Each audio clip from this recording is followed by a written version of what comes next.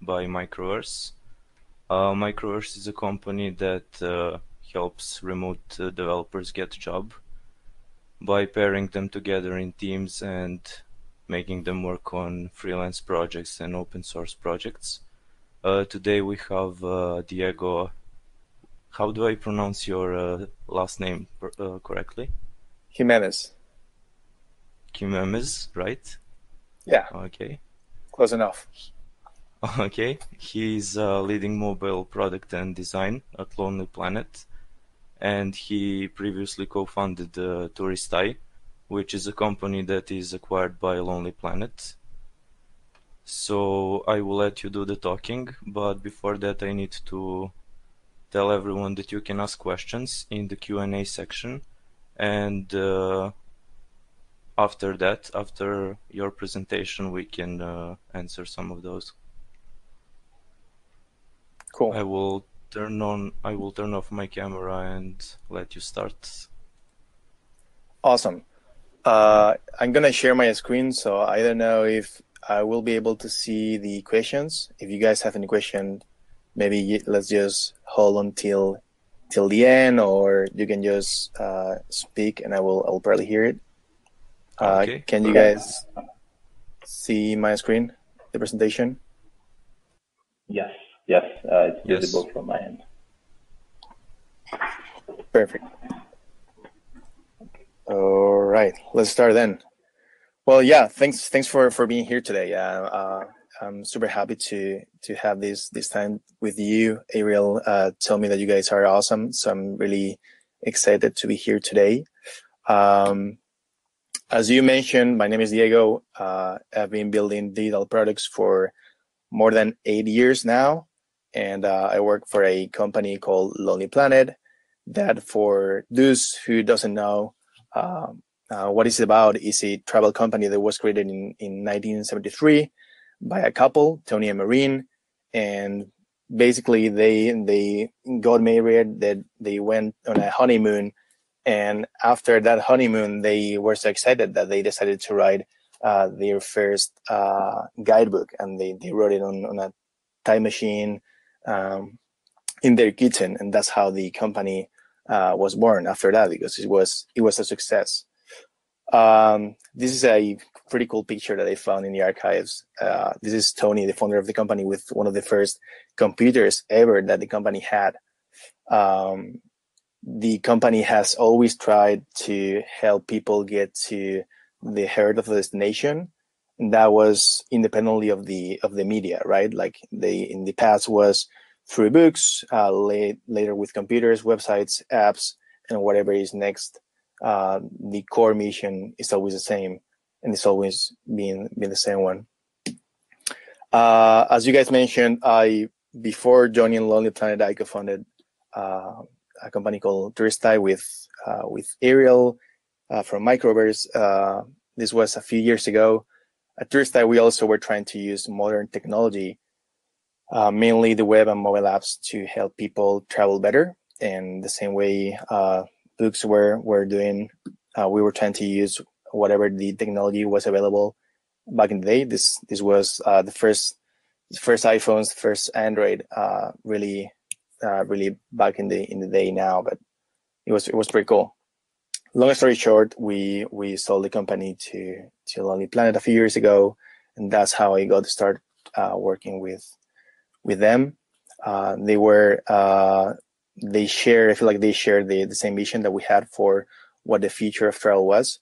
So it was pretty cool to be able to join them and get to build products for Lonely Planet.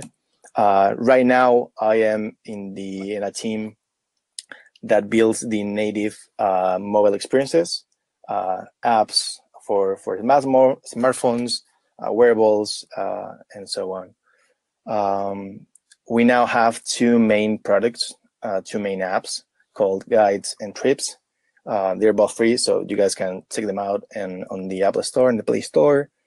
They are available for Android and iOS. And that's how we try to help travelers from all over the world from their smartphone, which is nowadays, I feel like, one of the ways that to get closer to those travelers. My team is remote. We are a team of 10 people distributed in different countries and cities. I am based in London. We have people in Madrid, in San Francisco, in Nashville, and in different parts of the world. And we also travel a lot, so sometimes we move to different places. Yeah, this is. I also wanted to like really fast talk about the process we have because it's a little bit different to what you usually see. Basically, it's like a circle instead of like something like this, which is like the usual process for product development. When you research, then you go to the prototyping stage, and so on. Ours is more like a constant iteration. We try to experiment a lot and put a lot of things in front of the user so we can test and we can validate our ideas and measure how our ideas or hypotheses are performing. And based on that, we get a lot of feedback and a lot of data, and we iterate and we keep shipping. Then today I wanted to just share a few tips, I guess, that we use in your team and that might be useful for you. This doesn't have a given order or importance here. There's just ideas and things that have worked or not worked for us that when helping, when working with remote teams and between designers and developers. I will say that one of the main things and one of the main mistakes that most teams do is not spending the right time to understand the problem. I feel like a good product succeeds because it solves a problem that someone has. And this sounds very basic, but is the single most important thing to understand when building successful products. It is to understand not only what you're trying to build, but also who are you trying to build it for, and if it's actually worth solving, if you're trying to solve a problem that is actually worth solving. And yeah, the simplest and most obvious way to achieve this is probably by doing research. If done well, it is really powerful, but if not, it's a loss of time and it can set you in the wrong direction. So it really is worth spending the time to understand the problem that you're trying to solve before you even get to start with design or development or anything like that. This is a screenshot that I found from Lonely Planet to just like put an example of that thing that I just mentioned about the how the important is to find the user needs, right? This is the Lonely Planet website in 1996. It was one of the first websites to ever become online. And even though now it looks pretty crappy with all these GIFs and weird graphics, back in the time it was pretty cool. When the internet came out, the executives at LP saw an opportunity, but instead of trying to understand this new platform, they saw the internet as an opportunity to sell more books, which is why, you know, today it's taken us a long road to get where we are now with Lonely Planet. I feel like it's really easy to sometimes put business needs before users' needs. But in the end, what the company in this case is about helping users get to the heart of the destination. So that's why it's not as important to sell books as to help users. And that's why instead of making an e-commerce or something like that, if we could have transformed this platform into a more social-wise platform a few years ago, we probably would have succeeded better than we did back in time. And executing, this is something that we do in our team. Everybody has the ability to pull code from GitHub and run it on their machines. And this is for every single piece of the team. Design, Android development, iOS development, product management, everyone has the same tools installed. So we are all able to test and try and run code from everywhere else. This is great to provide early feedback and tighten our loops. It's working on, if for instance, I'm working on a feature and I'm not sure whether I'm not done or if I need some help, I can just ask someone, they will pull the code, and you will see how it feels. This is especially useful when you work with designers and developers, when a designer wants to do something really specific, but is not able to sometimes run, use the tools, because mobile development is a little bit harder than web development in that way. So it's easier to not wait until someone can release a build and you're able to run your own code. Specs are also really important for us. We use GitHub, and everything is centralized in GitHub. We try to spec everything as much as possible, and these allow us to get like all the nitty-gritty details of a feature described in one place, so there's minimal ambiguity about what it needs to be done. And also that allows us to have the time to think deeply about each feature and provide feedback and iterate and have conversations on GitHub. We also do presentations for each feature, but this is super helpful for us to have everything in one place. Another feedback-related part of our process is the release of daily internal builds. We do this every single day.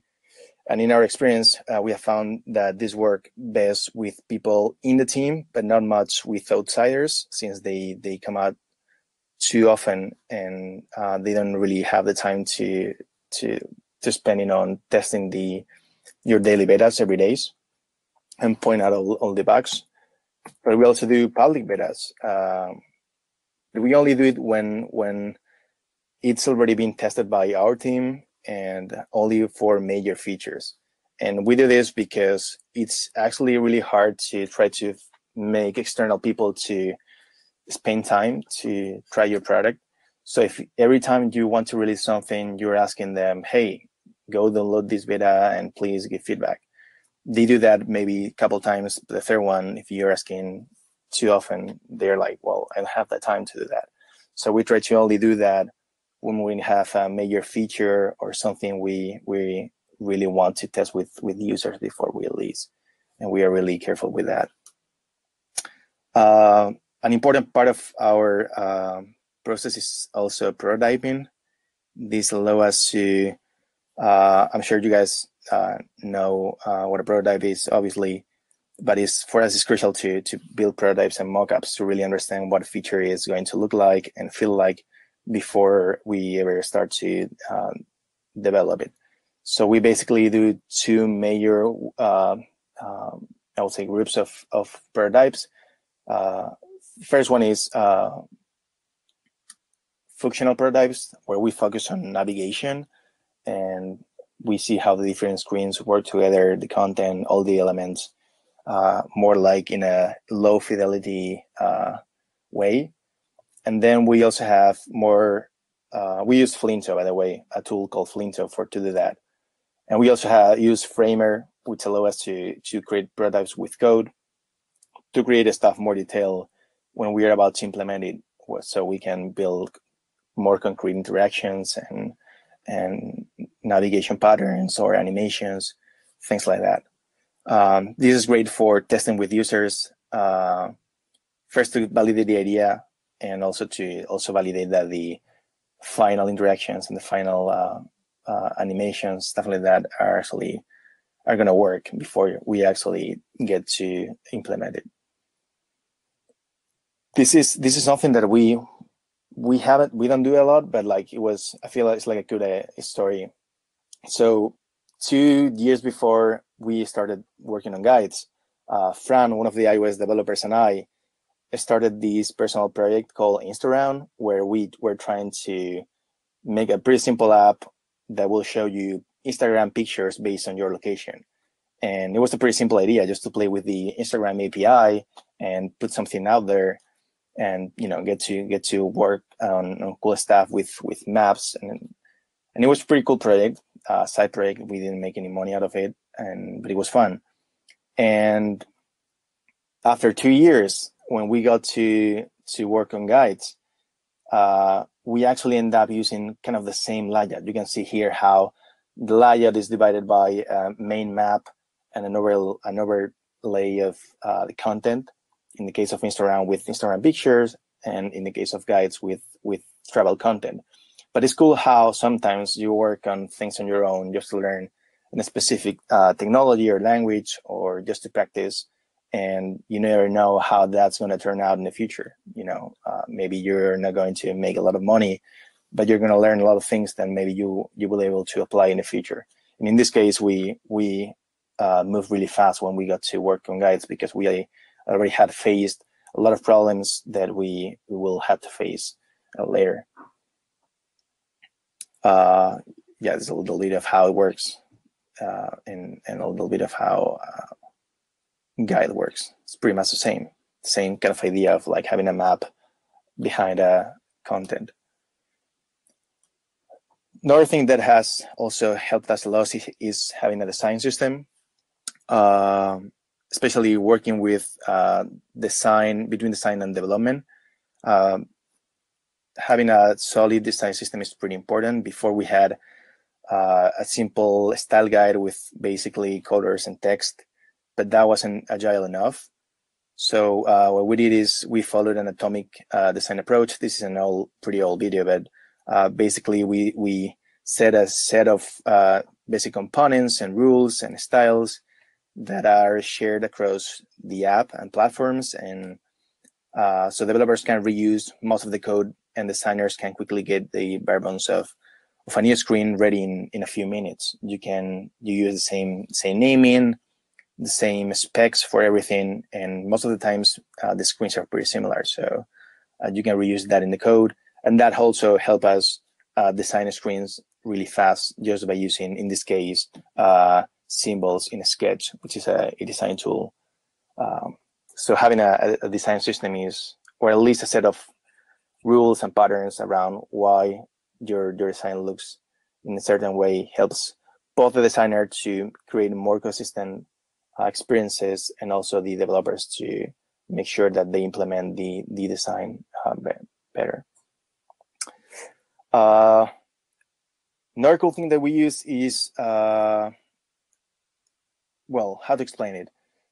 I guess that sometimes developers and designers have to spend a ton of time trying to nail like a concrete detail or an animation or making something pixel perfect. And I feel like on the website it's easier because most designers know how to at least inspect some code and write some CSS, HTML. But with mobile it's harder because Xcode and Android Studio are a little bit more complex. So in order to make that process of tweaking little things faster and more agile, we started using a library made by Facebook that is called Tweaks, that allow us to change some UI parameters in the app at runtime, so we don't need to compile the app every time you make a change, which sounds pretty tiny, but like when you have to spend 5 minutes to compile something every time you make a simple change, it ends up saving you a ton of time in the end of the day. So this is basically how it works. You'll see a screen with all the parameters, and you can change. Let's say in this case, I'm changing the size of an icon, and you can see how that actually affects in real time, instead of changing that in the code and having to compile again and again. It makes the whole thing faster, and also is cool because I can, as a designer, I can tell the developer exactly the values that I want for everything, instead of being like, make that a little bit bigger, make that a little bit smaller. So it's makes the whole thing faster. Another thing we do a lot is listen a lot of especially to your users. So I will say that the main thing, or something that has helped us a lot, is building communication channels.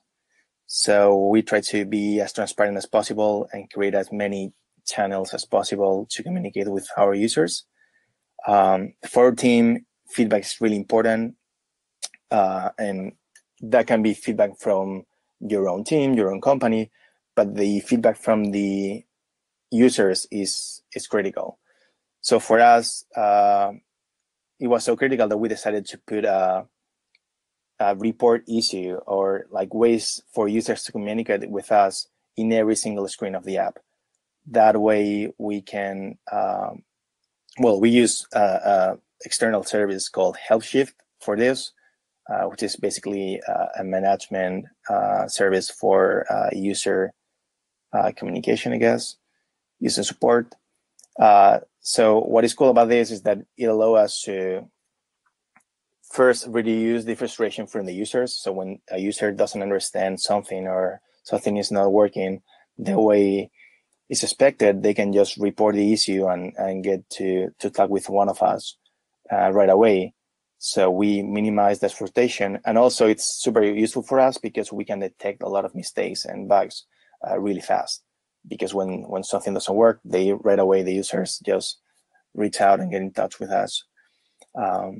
And we are the ones that actually do it, most of the customer support, or at least the one that is related to each platform.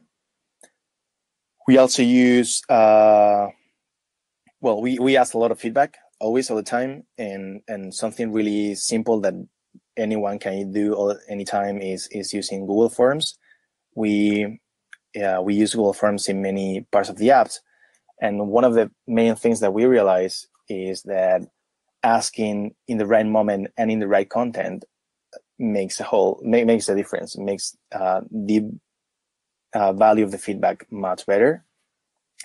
So for instance, when we launched the app, we only had 20. The app basically guides is allow you to explore cities, and it's basically a guidebook in your phone, right? And when we launched it, it only had support for 28 cities. So people were complaining a lot, and they were asking, why don't you have this city, or why don't you have my city? And that was affecting the ratings, right? Because they were like, you don't have the city where I was born, 1 star. You don't have the city where I'm going on vacation, 1 star. So what we did is just present, when you search for a city, we present a simple Google form when we ask you some context around why are you looking for that city. That way, we not only minimize that frustration of the user who's trying to find that city, because we are make sure that we record that query, we record that you are actually looking for that city, but also we use that moment to ask about why are you looking for that city, and we learn a lot about your the reasons behind you looking for that city, which is pretty cool. Of course, we are always, in our case, looking at AppStore reviews, which are super useful for mobile teams because it's like real feedback.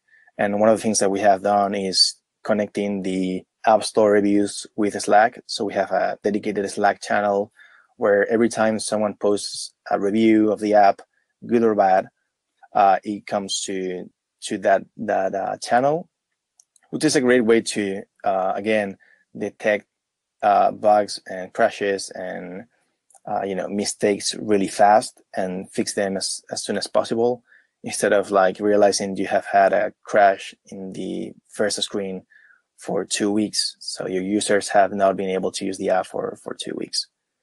And we also do a lot of dog food. As I said, the mobile team is distributed, and that gives us a chance to also travel a lot. So we can travel like in pretty much everywhere, and that helps us in a way that we can actually become the user and test our own products, and that has helped us to detect a lot of mistakes, but also, to be honest, to find a lot of ways to make the app better. Because once you see yourself using the app, you see how in a totally different context from when you're building something. And also it's a great excuse to just travel and get to know cool places. This is how a couple years ago we shipped some features from there, and it was pretty epic. Iterating is another, I guess, like area or group. As you guys know, like software is never finished, and there's always something like a button that is not visually aligned, or an edge case that hasn't been improved, or something that has not been implemented, something like that. But you have to ship, and only when you ship, you know how people use your product and how it's working and how it's performing, and based on that, you can take decisions, right? So this is another example of something that we did. A couple of years ago, when the Rio de Janeiro Olympic Games were about to start, we wanted to release a feature that was called Phrasebooks, which is basically phrasebooks of different languages, so you can communicate with someone in a language that is not yours. But because we had a really tight deadline, we couldn't implement it the way we wanted. We wanted to do something really cool and with a lot of effects. So what we decided to do is first do this initial version, which is on the left, where the navigation is the standard iOS navigation, and there's no custom components, and everything is pretty standard. And once we did that, we shipped it on time, and we gathered a lot of information about how people were using it, graph reports, conversion rates, and so on. And then 2 months later, based on all of those things that we have learned, we actually made it something a little bit fancier. Here you can see how when you tap a cell, that expands, and then when you tap one of the phrases, you have a dedicated view with a little animation, and you can see in the big screen the phrasebook in the native language, so you can show that to whatever you're trying to communicate with. Pretty cool. But again, we didn't spend that amount of time right away. We shipped something really simple, really fast. We measured, and based on what we learned, we iterated on it. Another thing that I think is pretty important is stability of features. You're always going to have someone, your boss, your executive team, yourself, asking for a new feature, your users, and you're always going to want to ship new things. Keep shipping new things and making your product better. But stability is actually your first reason for, I guess, like user satisfaction. If it doesn't matter how many features or new features did you ship, if your app crashes, it doesn't matter, because the user is not going to be able to use not that new one, but nothing at all. So making sure that your app is stable and is solid and it works, it goes first, much before everything else. So for us in our team, in Concrete, in order to keep that stability as a top priority, I feel like everybody needs to agree on what's a good metric for what we consider to be stable, I guess. In our case, we try to strive for 1 crash per 1,000 sessions. That's proven to be quite challenging, but when we get close, it works really well, and we still improve that metric with every release. So at least having a metric you kind of strive for what you consider is something stable. Another thing that happens a lot is you try to do a lot of custom components, custom animations, custom interactions, and you don't have all the time in the world, and you don't have the resources. Maybe you cannot spend half of a sprint just working on an animation or making something perfect. So in our case, the design is something that has gotten a lot of 5-star reviews for us. So and it's part of the brand, it's part of who we are. So we want to actively keep investing on good design to make the user experience in the end really good. But like one of the risks that we always have with that is losing all that time and all of those resources. So what we decided, the way we work, I guess, is we try to always prioritize the initial experiences of the app, because are the ones that more users are going to see. It feels like if a user has like a really nice start, it's hard to for those users. It's hard for you to like make their opinion about the app or about your product go wrong. If it feels so, I recommend to invest in those interactions and in those animations at the beginning of the experience, because it's, you know, the amount of users that are going to see that is way bigger than the ones that are going to see the corners or the, you know, the third or fourth level of navigation of your product. So if you have to invest the time to do these things, it's probably better to do it on the first and the initial screens of the app rather than in the corners of the app. And I think that's all I got. I don't know if I have something else. Yeah, that's it. That's all I got. Those are just a few of the things that I came up with for this. So I don't know if you guys have any question. Okay, thanks, Diego, for that informative talk. I think I've learned a lot so far. And there's one question. You mentioned something about the tools you use for prototyping, and I didn't quite get some of them. Mm-hmm. Yeah, so we use as I said, we do two main groups of prototypes. One is the more functional one, when we try to validate navigation and, you know, nothing like interactions or something like that.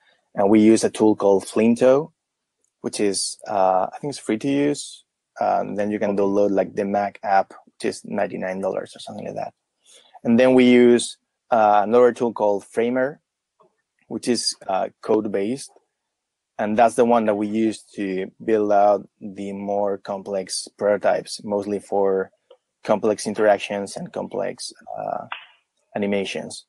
That's also pretty cool because it's, as I said, it's code-based. So that means that you can show that to your developer and they can just look at the code and see how it's built and have a slightly better idea of what they are trying to accomplish. Okay. Awesome. I can see also in the chat attendees, Alvaro has a question. So Alvaro, I've given you access to the mic and camera. Go ahead. Alvaro. I don't know where he. Okay, yeah. So you can ask the question using the mic. I've given you access. So go ahead.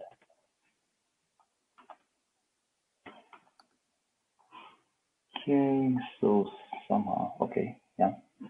I guess Alvaro is coming online. I'm going to check the Q&A for more questions as we wait for Alvaro. Oh, here it is. So, okay, yeah. Guys, can you hear me? Yeah, we can hear. Yeah. Cool.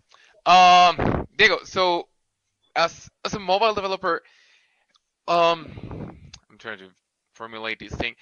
How do you feel, or what do you think is the current state of the mobile development world? And so there's a bunch of apps right now for either Android or iOS. Is there still like a bunch of space to innovate? What are like the current tasks for a mobile developer, and particularly for you with no, it's not Lonely Planet, but with the app you're developing? What are the challenges or the things that you're trying to implement for your app? Right. So I feel like when you build a native mobile experience, it has to be because of a reason, right? Like I don't think that you should just go right to build something native instead of maybe like a web version of that just because it's the way to go. I feel like now there's a lot of really good options to build hybrid and mixed experiences that are really good. In our case, it is important to first be in iOS and Android because our user base is there. We also have, our website is responsive But we also differentiate that by use cases. So before we build products, we do research and we learn about how people or our customers travel. And in our case, we realized that a lot of our users wanted a tool that they were able to use once they arrive to the destination. So you are planning to go to New York, you do some research, you book your plane, your accommodation, and then you go there. And they wanted a tool that they were able to use once they are in the destination. So that's why we built the iOS and the Android apps in that case. It was really important to have a pretty good native mapping experience. And I feel like for those hybrid technologies, things like maps and location and the offline capabilities of the app, because the app has to work offline. If you go really remote or if you don't want to spend money on your data plan, you can use this app. And for that reason is why we decided to go with a native experience. Now that said, there's a lot of apps now in the market. I feel like it's a market. I think last week was the first time ever that the AppStore had less apps than the month before. So it feels like Yeah. Yeah, go ahead. No. I read the same news, and that's exactly one of the reasons why I was asking this, because I felt like at some point the the app movement just felt like it was like the new web pages. Everybody wanted one, but nobody knew exactly why they wanted. In the case of what you're sharing, it makes a lot of sense because of being able to access to all this information offline, and also for the maps thing, I think it's much more powerful doing it with a native app. But yeah, also the reason why I was thinking, it's the thing you're saying, that for the first time there was a decrease in the apps. Yeah, So, I think I see that as a good thing. Like, I feel like, as you said, we hit a point where everybody wanted to have a mobile app, and they didn't even care why. It's like, I'm a bank or I am a supermarket and I want to have a mobile app because I hear it's cool. But I feel like now, and I feel like it's pretty meritocratic. Like, there's so much competition that if you don't have a great app, nobody's going to download it. So spending the time and the money to build something that nobody's going to use doesn't seem like a good idea. But yeah, I feel like you have to be where your users are. So if now we use our smartphones for everything, and we carry them all the time, and we take them when we travel. In my case, we have to be able to detect that and be there. That doesn't mean that having a mobile app is mandatory for everyone or for every company at all. And I feel like you're totally right that some companies should reevaluate if it makes sense for them. But I feel like it's gonna still it's gonna have a long way. I don't think that smartphones are gonna go away fast. We'll probably find better ways to build these products, and as new devices come up, like wearables or glasses or whatever is next, we will need to adapt to these platforms. But I feel like for now, phones are pretty spreaded and device platforms. Okay, we also have a question from Kyle as well. Kyle, you can go ahead. Well, I think you actually started touching on it at the end of that last one. I was asking, how do you think augmented and mixed reality will impact the whole field of app development, especially for things like travel in the near future? Yeah, I think it's a super interesting field, and to be honest, I feel like it's still in the early days. You see a lot of like cool things that I personally don't know if are actually useful. For video games and all of that is great, and AR has a lot of potential with like maybe like allowing you to in the case of the travel experience how is it to go to be somewhere, but it's definitely not going to be as good or as exciting as going there. but I can see that in terms of VR. But I can see a lot of new AR experiences actually working even through mobile phones. Like maybe you point out your your phone and you can see information about certain places or some routing options about how to get to a place. I don't know. I think it's early. I've seen a lot of cool things, but again, nothing that makes me, feel like now we have reached a point where it's actually the technology is mature enough to invest a lot of time and money if it's not something that you're actually sure about. Yeah, that makes a lot of sense. I agree. Yeah. Thank you. Cool. Okay. Yeah. I also have a question. You mentioned you have a team that's remote, and on working remotely, what's the composition of your team, and how do you guys manage tasks during, let's say, a normal work week or within a sprint or however you do it? Yeah. So we're a team of we have one PM, one designer, lead of design, 3 iOS developers, and 3 Android developers. And we are all distributed across different cities, different time zones. We use mainly Slack for communication. We use GitHub for asynchronous communication. We don't use email a lot. We use daily stand-up meetings through Google Hangouts. We use, of course, the Google Suite.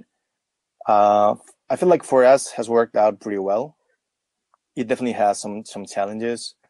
I feel like the fact that we're all remote makes things easier, because when you have someone who's remote and maybe someone, another part of the team that is not remote, there's always risks of excluding that person. But when everyone is remote, is way easier, because you need to do everything in a way that is super transparent, and you need to over communicate and make sure that everyone is aligned and on the same page. So that forces us to always share everything, have a process for everything, have documentation, because there's no way for someone else to just don't do that. I don't know if you have more specific questions around how we work in a concrete way. Yeah, the thing that was, I think you kind of answered it, that you kind of have to over document everything since you're not in the same place, so that helps. The other thing that was part of the question was how do tasks move around the team? Because you showed us a flow and there's some design and development.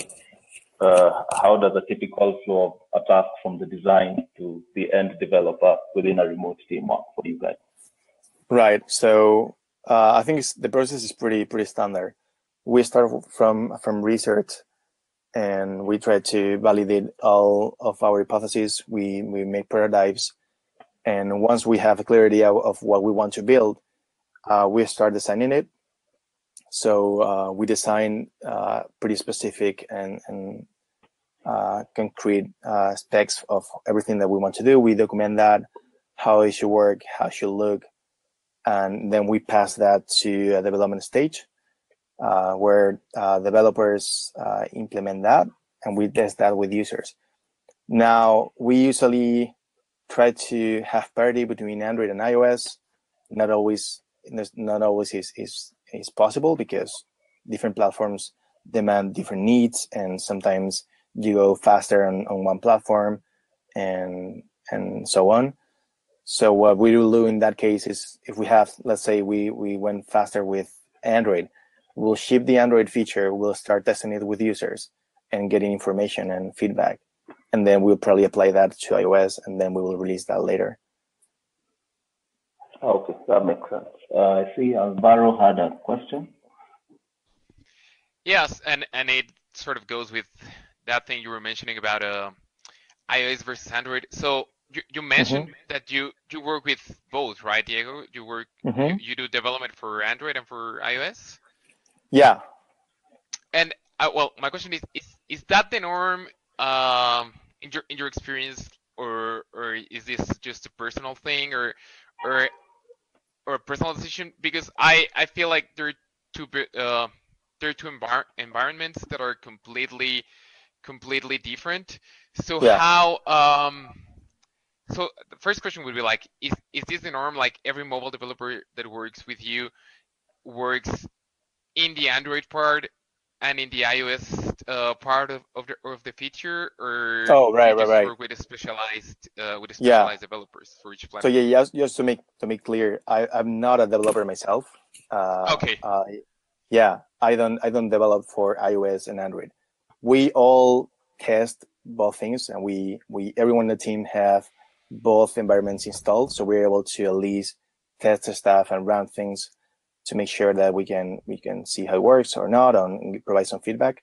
But we have specific teams for iOS and specific teams for Android, and they are specialists on each platform.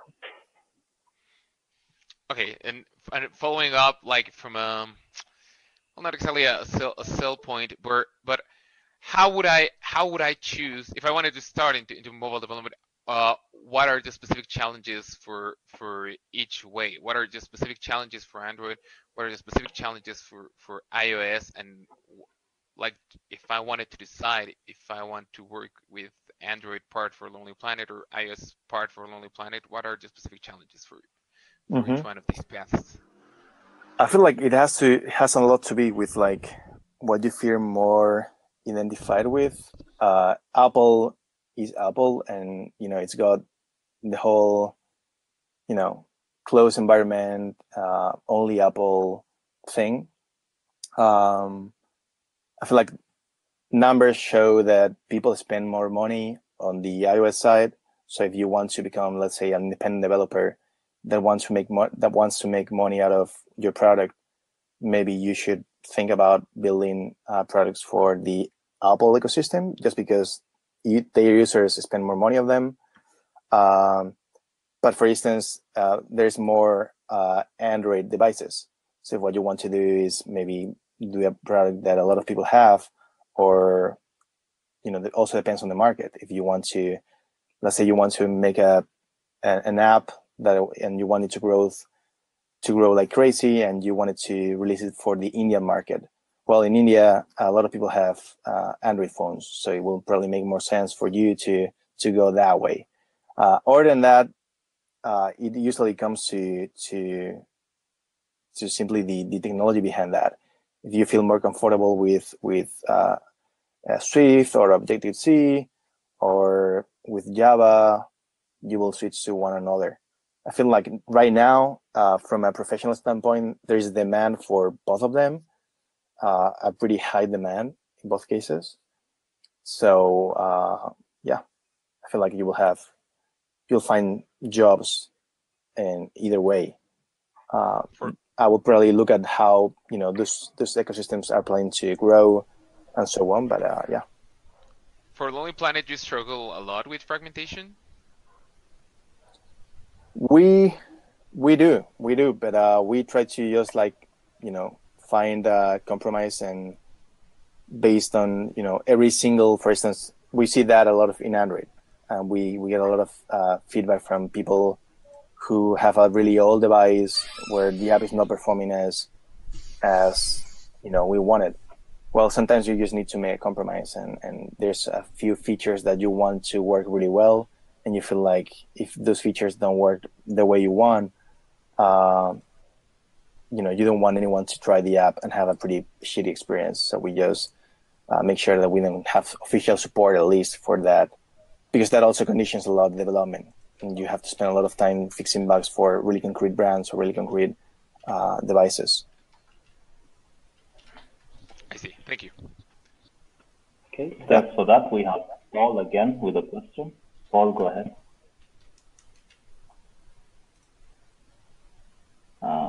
Paul. Okay, as we wait for him, he was asking, maybe. Hey, he's Paul. Go ahead. Yeah, are you able to hear me? Yes. Okay, yes, hello. So I was just very quick question. I was wondering if people in your teams, you mentioned Java and Swift. Is anyone using Kotlin for Android development in your teams?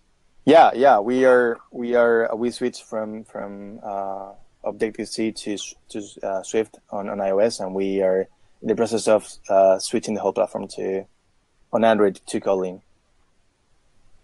Okay, cool. Thanks. Yeah. Okay, and also one last one on language choice. Since you're building for two different platforms, what informed your team's decision to use the individual native languages as opposed to something like React Native? That's literally what I wanted to ask right now. Okay. Yeah. Again, I feel like it depends on the final experience that you want the users to have. In our case, for instance, with guides, it's a product that has to have things like offline maps, really good GPS positioning, and a bunch of other.